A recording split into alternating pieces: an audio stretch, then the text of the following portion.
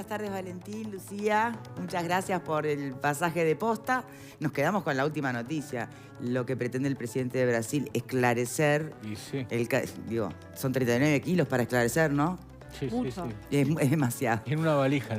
Exacto. Sobrepeso. Bueno, muchas gracias, muchachos. Buenas tardes. Buena jornada. Y buenas tardes para ustedes. Nosotros vamos a empezar el programa de hoy con los coletazos de la fuga de Moravito y otros 3 prófugos. Con la diferencia de que hoy sabemos que se capturó a uno de ellos. Al que se había ido por la puerta, por una puerta siguiendo un pasillo que estaba libre. El nombre es Leonardo Abel Sinopoli Ascuaga, un argentino que estaba esperando su extradición porque era requerido en Brasil por un delito de hurto. No es la primera vez que se fuga, tiene antecedentes de fugarse de otras cárceles, en Brasil por lo pronto. Podríamos hacer una lectura como una noticia alentadora dentro del contexto, ¿no? Por lo menos que se haya recapturado a uno. Pero bueno, empieza a avanzar la investigación, empieza a surgir mucha información, sobre todo de cómo venía funcionando Cárcel Central. Repasemos.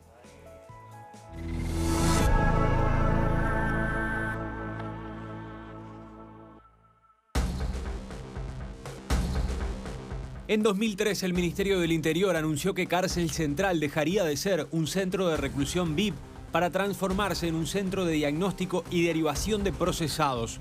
En los hechos, terminó siendo ambas cosas. En el emblemático edificio que está en pleno centro de Montevideo, estuvieron alojados, entre otros, el asesino serial Pablo Goncalves, el expresidente de la FIFA, Eugenio Figueredo, los secuestradores de Milvana Salomone, Amodio Pérez, entre otros peligrosos delincuentes. ¿Cómo funciona hoy la cárcel con una población carcelaria tan heterogénea? Fuentes del Instituto Nacional de Rehabilitación contaron a Telemundo que la población carcelaria está jerarquizada por pisos. En el 6º piso están alojados quienes esperan ser extraditados al exterior, ya que no pueden ser recluidos en ningún otro centro. De hecho, Rocco Moravito había sido trasladado al penal de Libertad por una advertencia de fuga, pero tuvo que regresar al centro de Montevideo porque estaba en prisión cautelar a la espera de extradición y no podía estar alojado en un lugar donde hay condenados.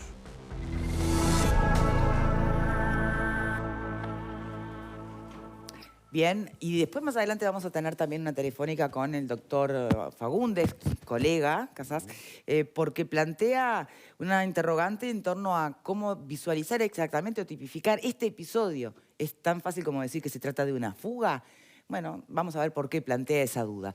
Pero antes vamos a darle la bienvenida a Alicia Garatí, que nos acompaña hoy como panelista invitada. Muchas bienvenida. gracias. ¿Cómo te cayó, cómo tomaste la noticia de esta fuga? A mí me parece atroz y me han llegado noticias de amigos que viven en el exterior, cómo los diarios de sus países y de sus ciudades contame. hablan de esto y es realmente como una tontería. O sea... Sí, ojo, también fuimos el país que lo capturó. No podemos olvidarnos de eso. Estaba requerido hace años, uno de los 10 más buscados supuestamente por Interpol. Lo que se ve de afuera es que no se entiende cómo ocurrió esto y es casi absurdo. O sea, Italia, estuve viendo diarios de Italia también y Italia no entiende y hace bromas con el invierno y escaparse del invierno y demás en Uruguay, o sea, ¿no? Estamos quedando como ridículos, eso es lo que querés decir. Yo creo que sí. Tenemos un móvil en este momento en vivo, está Tania Melgar con el senador del Partido Nacional, Javier García, que fue una de las voces más duras para con este episodio desde la oposición y que además plantea convocar a la Comisión de Seguridad del Senado al propio ministro Bonomi. Buenas tardes para los dos. Hola Victoria, buenas tardes. Vamos a conversar con el senador García un poco las repercusiones de índole político de este episodio, de esta fuga de estas cuatro personas, bueno, que ahora uno fue recapturado, como tú decías al inicio. Entonces, bueno, en una primera instancia, el ministro Bonomi y también su equipo del gabinete están citados para el martes próximo, martes 2 de julio, en horas de la tarde, para brindar explicaciones. Cabe preguntarse, bueno, cuánto puede haber avanzado la investigación administrativa que ya se comenzó en lo que es la órbita del Ministerio del Interior. Pero bueno, para comenzar con este móvil, me gustaría, senador, consultarle, bueno, alguna reflexión primaria sobre este episodio en sí. Y también, bueno, ya sabemos que el director interino ya está alejado del cargo, Gadea, bueno, ¿qué opinión también le merece este alejamiento? Buenas tardes. Buenas tardes y buenas tardes, Victoria, a todo el panel y el equipo allí en el canal.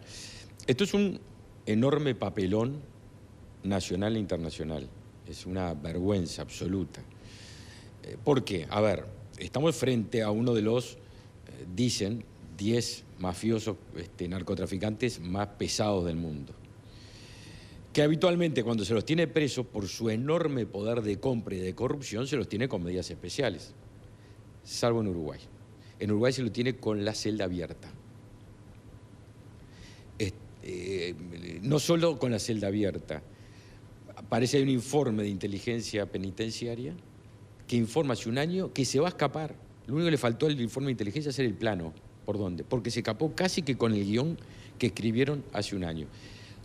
Y un año después se escapa, como estaba guionado, y en una fuga que es corrupta, obviamente. No es fruto de una genialidad. Se va porque, a ver, si de un sexto piso se va por una puerta que está a 50 metros, 18 de julio, baja 6 pisos y nadie lo ve, uno, y los otros hacen un boquete. Usted se imagina, Victoria, usted va a pintar una pared de su casa, rasquetea y queda polvo hasta en la puerta. Nadie sintió un golpe de un boquete, nadie vio que estaban haciendo un boquete en la cárcel. Es decir, todo esto es realmente una vergüenza. Estamos, recién decía Garategui, estamos en todas las tablas del mundo. A mí me hicieron exactamente, gente que conozco el exterior, me hacía la misma referencia. Entonces, creo que la confirmación no, pues ya estaba confirmado, pero es un agregado más de la incapacidad, de la inoperancia de un gobierno que tiene a un narcotraficante de los 10 más pesados del mundo y lo tiene con la celda abierta. Una cosa. Entonces, aquí queda claro que hay... ¿Sí? ¿Perdón? En este caso concreto, ¿es responsabilidad de un ministro del Interior o es culpa de la corrupción que le podría haber pasado a cualquier otro ministro? A ver, primero, que estaba informado, está informado. Hay un informe de inteligencia policial. Si el ministro no lee los informes de inteligencia, estamos en el horno, Victoria. Porque si hay un informe de inteligencia policial y el ministro no lo leyó, diciendo que se va a escapar el narcotraficante, el delincuente criminal más pesado que tenemos encerrado, entonces estamos en el horno. Entonces ya no es un gobierno que no solo no lee el presidente los informes sobre Gabazo, sino tampoco lee los informes de inteligencia sobre la fuga del delincuente más pesado que tenemos. Eso está clarísimo. La existencia del informe es lo que, digamos, deja a todo el mundo con la boca cerrada, pero no hay nada para decir, nada que justifique. Ahora, la vulnerabilidad de ser corrupto, el tema es que la vulnerabilidad de ser o la corruptibilidad del cuerpo policial va más allá de los ministros de turno o no. O revierto la pregunta, si siguiéramos el planteo de la reforma de Larrañaga que lleva a fuerza policial militares, ¿qué garantía hay de que no les pase lo mismo? La corrupción no mira de qué color está vestido usted. La corrupción es una cosa que afecta en el ámbito privado y público. Sí. Eso es otra cosa, pero estamos hablando del ámbito público del Ministerio del Interior, así que tenemos que ceñirnos a eso. Hay un principio cardinal en todos los institutos armados, que es, uno puede delegar el mando, nunca se delega la responsabilidad. Y eso indica que el jefe siempre es el jefe, aunque actúe otro, siempre. Nosotros nos hemos acostumbrado, por eso la pregunta puede ser adecuada en virtud de los antecedentes que tiene este gobierno. Este gobierno nunca se hace responsable de nada. Es decir, cuando en otras circunstancias, recién lo comentamos con Tania, que yo convocaba al ministro, siempre la culpa la tiene usted, los periodistas, la oposición. Lo único que falta ahora es que Bonomi salga y diga que la culpa es del vecino o la vecina que abrió la puerta. Se escapan de dentro de la cárcel y la culpa la tiene. Es lo único que falta. Italia tendría que leer en un titular, ¿renunció el ministro del Interior del Uruguay? No, a mí que él va a leer Italia, no. Yo creo que eso es lo que aplaudirían todos los uruguayos en Uruguay. Pero bueno, pero sabemos que no va a pasar. Porque acá nadie tiene la dignidad necesaria para decir me hago cargo. Ayer lo vimos al ministro. Corría para que no lo agarrara la prensa. Una imagen patética, un ministro escapándose por una puerta lateral de la Suprema Corte de Justicia para que no la agarrara la prensa. Van 3 días, Victoria, 2 días y pico, 3 de que se escapó el preso más pesado que tenemos, y no hay una sola persona del gobierno que dé la cara, uno solo. Yo espero, y acá le digo las dos responsabilidades. Primero, hay una responsabilidad funcional, porque no es el ministro el que está dentro de la cárcel cerrando las puertas, abriendo la puerta. Esa es la responsabilidad funcional. Después hay una responsabilidad política, sí, porque claro, un gobierno no es una un gobierno no es una multinacional de gerentes. Un gobierno es la representación de la soberanía, que es el que tiene la obligación de conducir al país. Por eso, en el ámbito del gobierno hay responsabilidades funcionales y políticas. No, me imagino que nos quedaremos con 3, en la eventualidad que exista. Yo no puedo prejuzgar nada, tengo clarísimo que acá hubo corrupción. No, porque a esta altura del partido de Victoria pedir la renuncia una complicación que... Pido que alguien... No, pero aparte ya sabemos que no, porque la responsable a esta altura es del presidente. Uno esperaría que el ministro o el gobierno dé la cara. Está escondido el gobierno. Un gobierno no se puede ir corriendo adelante de los camarógrafos, como lo vimos ayer, con miedo de dar la cara, de asumir sus responsabilidades. Eso, Victoria, es lo que hay que hacer. Entonces, yo como tengo la obligación como representante de la oposición, como senador, sí, decir, venga, informe. A ver, ¿usted estaba informado de que se iban a escapar? ¿Qué hizo? ¿Había cámaras o no había cámaras? Cuéntenos, hágase cargo. Entonces, me parece que nosotros tenemos la obligación, porque vuelvo a reiterar, es un papelón internacional y nacional el que estamos viviendo. Entonces, ese es el motivo de la convocatoria, pero no podemos naturalizar que en Uruguay... Disculpe, ¿hubiera sido diferente, senador, sí, si en vez de salir por la puerta lateral, como lo hizo el ministro del Interior, se hubiera parado frente a los periodistas y hubiera dicho, lo que pasó es horrible, todavía no puedo comentar nada porque está la investigación en curso. En cuanto sepamos, hablamos. ¿Hubiera cambiado algo? ¿La responsabilidad política habría sido la misma o no? Asúmese. Pero usted tiene la obligación, como usted digo, el ministro o el gobierno, alguien, en el momento que estamos en un escándalo... que haya salido el vicepresidente de Italia a hacer una crítica pública, no por vía diplomática reservada. No, salió a la prensa. Sí, es una señal fuertísima, fuertísima. Dice, en Uruguay brutal, tienen a un mafioso con la puerta abierta en la cárcel, no pueden tener preso a los presos, pero aparte hay un tema nacional. Es decir, hay el cumplimiento de una orden judicial aquí adentro. Es decir, es una cosa que es inentendible. Se le habían avisado que se iban a escapar hace un año. ¿Cómo se iban a escapar? Y se le escapó.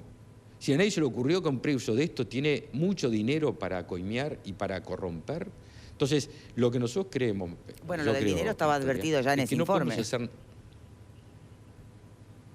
Bueno, y se escapó. Le faltó decir el día y la hora que se escapaba. Sí. Es decir, lo que yo creo que no se puede hacer natural... No se puede hacer natural, que nadie se hace cargo en Uruguay, el gobierno no se hace cargo de las cosas que suceden. No puede ser normal, no puede ser natural. Y mucho menos tiene que ser natural admitir que acá lo arreglamos con 2 o 3 funcionarios a que le hacemos rodar la cabeza. Habrá que hacerle rodar las cabezas del que haya que hacer rodar, pero al mismo tiempo no se puede delegar la responsabilidad. Es un acto, requiere una dignidad de gobierno que diga, me hago cargo de esto. No puede ser que 3 días después la imagen sea la de un ministro correteando a ver si llega, se mete en el auto, se cierra y se va con miedo de dar la cara frente a la opinión pública. Sinceramente, Victoria, en el acierto o en el error siempre hay que dar la cara y someterse a la voluntad popular, someterse a la opinión pública, que en definitiva son nuestros mandantes. Bien, senador, muchísimas gracias por su tiempo. Muchas gracias, Tania. A ustedes. Muy bien, Victoria. Siguen ustedes en piso con el debate. Muy bien. Bueno, a ver, el mundo se horroriza porque se nos fue un preso. ¡Qué preso, además! Pero también el mundo debería horrorizarse y seguramente si supiera de que en una cárcel nuestra uno se come al otro. Digo, ¿qué está pasando, no, Mansi? Me da la impresión de que sí, que acá va una de las claves de este problema.